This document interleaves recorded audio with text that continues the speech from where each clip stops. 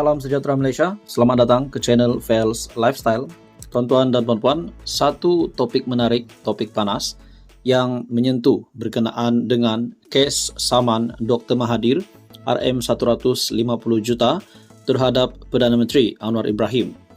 Satu artikel dari Agenda Daily yang bertajuk Kes saman Dr. Mahathir RM150 juta terhadap Anwar, Pesuruhjaya Kehakiman tarik diri.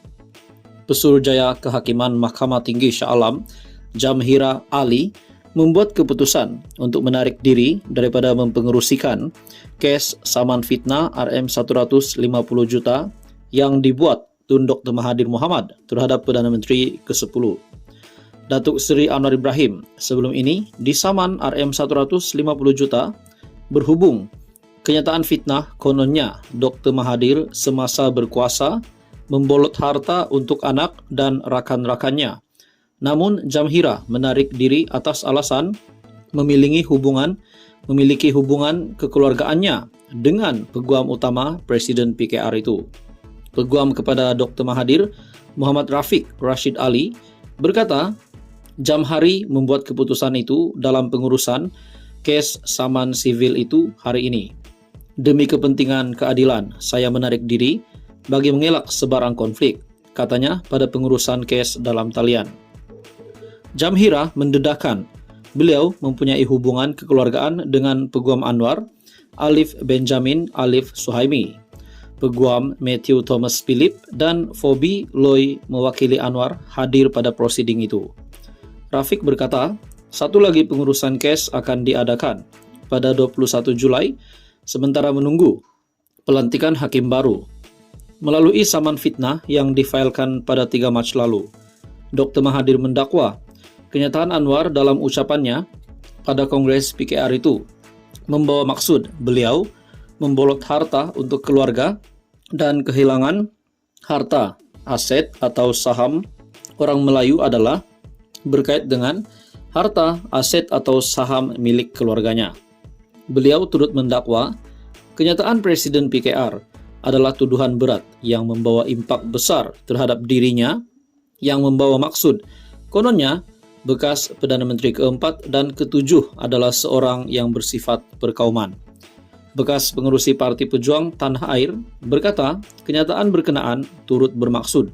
Kononnya, beliau individu yang mempunyai kekayaan dalam lingkungan berbilion-bilion, membawa wang itu ke luar negara dan mengelak untuk membayar cukai.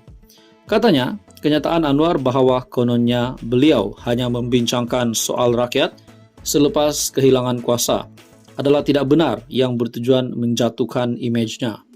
Tegas Dr. Mahathir, semua kenyataan itu menimbulkan persepsi buruk dan mencalarkan imejnya sebagai negarawan yang mempunyai reputasi sebagai seorang ahli politik dan pemimpin yang disegani di seluruh Malaysia dan dunia.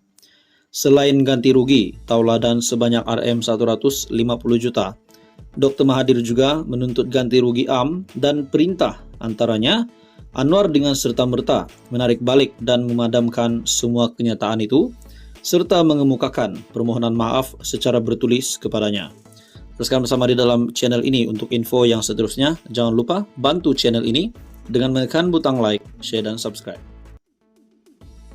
Salam sejahtera Malaysia, selamat datang ke channel Vels Lifestyle. Tuan-tuan dan puan-puan, satu artikel panas dari Syahbudin.com.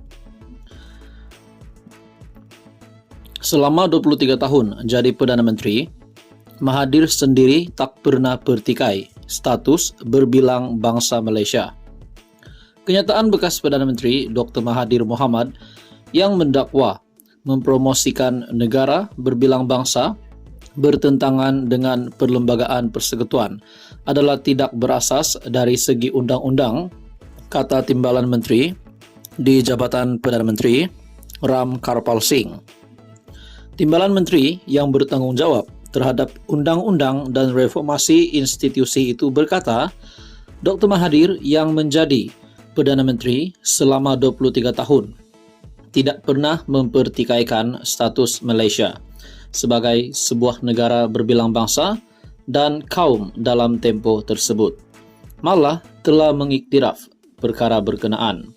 Tambahan pula, sebagai seorang bekas Perdana Menteri selama lebih 2 dekad, sudah tentunya Dr. Mahathir Mohamad telah mempunyai akses kepada nasihat guaman melalui Peguam Negara dan oleh yang demikian sedar akan kedudukan undang-undang berkenaan perkara ini.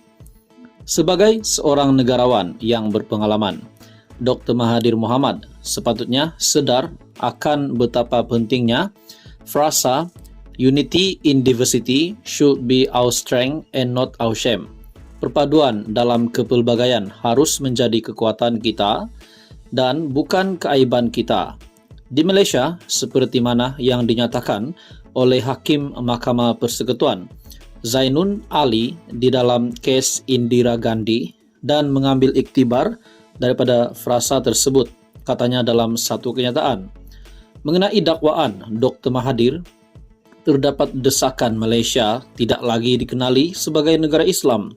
Ram Karpal berkata, kedudukan agama Islam di Malaysia sebagai agama rasmi persekutuan tidak pernah dipertikaikan seperti yang termaktub di dalam perkara 3 Perlembagaan Persekutuan. Malah, katanya, Mahkamah Persekutuan dalam kes Dinesh Tanap lawan Lembaga Pencegahan Jenayah dan ORS pada 2022 telah menyatakan bahawa perkara 3 Perlembagaan Persekutuan berhubung agama merupakan sebahagian daripada struktur asas Perlembagaan Persekutuan yang tidak boleh dipindah oleh Parlimen melalui pindaan Perlembagaan Persekutuan. Beliau berkata, sebarang pindaan sedemikian yang mempunyai kesan mengubah struktur asas perlembagaan negara adalah tidak berperlembagaan. Perkara 3 Perlembagaan Persekutuan turut memperuntukkan bahawa agama selain agama Islam juga boleh diamalkan dengan aman dan damai di mana-mana bahagian persekutuan. Ini bermakna kewujudan perkara 3 Perlembagaan Persekutuan membuktikan bahawa Malaysia adalah merupakan sebuah negara yang terdiri daripada pelbagai kaum, budaya dan agama. Selain itu, Ram Karpal berkata, perkara 8 Perlembagaan Persekutuan melarang sebarang diskriminasi terhadap mana-mana warga negara semata-mata atas alasan agama, ras, keturunan, tempat lahir atau jantina, dan perkara 11 turut memberikan seorang hak untuk menganuti dan mengamalkan agamanya. Kesemua peruntukan Perlembagaan Persekutuan di atas setelah dibaca bersama mencerminkan pengiktirafan bahawa Malaysia merupakan satu negara yang berbilang kaum, budaya dan agama, katanya. Artikel dari Syahbudin.com yang bertajuk selama 23 tahun jadi Perdana Menteri, Mahathir sendiri tak pernah bertikai status berbilang bangsa Malaysia. Apa komen anda? Teruskan bersama dia dalam channel ini. Untuk info yang seterusnya, jangan lupa bantu channel ini dengan menekan butang like, share dan subscribe.